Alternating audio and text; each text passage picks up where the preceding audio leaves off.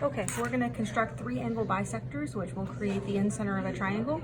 So just like we've done before, we're going to draw a triangle roughly 2.5 inches on each side. It can be an acute, obtuse, or even a right triangle. So what I'm going to do is construct an angle bisector. I'm going to start with this angle first. So what I'm going to do is take my point and I'm going to put it on the vertex. Now I'm going to create an arc around this angle. So I don't want it to be too big out here. I don't want it to be too close. So this is probably about the right length, and I'm going to create an arc that intersects the triangle in both of these locations because those intersections are important.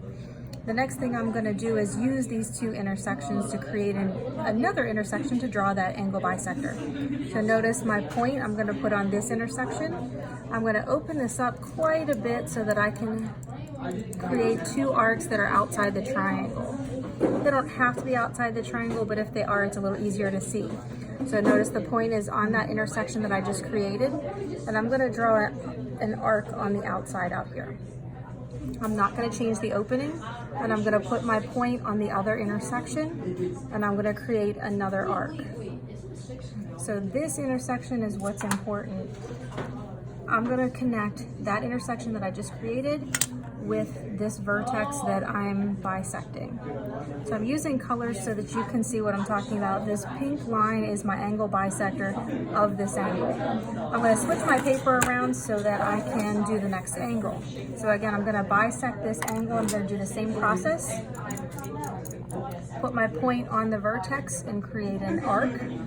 It doesn't matter how big or how small, but if you go too big or too small, it makes it kind of awkward. These 2 intersections I'm going to use to create my 2 arcs. So I'm going to put my point on this intersection, and I'm going to draw a small arc out this way. I'm going to change my point to the other intersection, and I'm going to draw another arc. And again, I'm looking for where those intersect.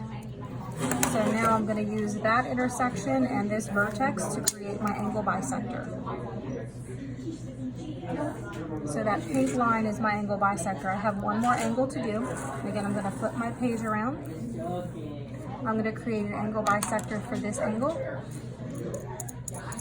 And I'm going to start by making a small arc. These 2 intersections that I just created is what I'm going to use to make the new arc. I'm going to make my compass a little bigger. Put my point on this intersection, and I'm going to create a small arc out here. You can see it's getting pretty complicated pretty quickly. I'm going to change my point to this intersection and again make another arc. What I'm looking for is to draw my angle bisector from this vertex to that intersection. Now you can see that mine is not exact, but this is what we were looking to construct, and that's called the in-center. So the in-center is the meeting point of angle bisectors.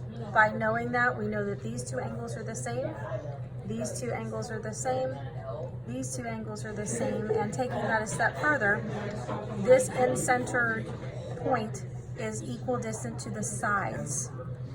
So these dotted lines are all the same length.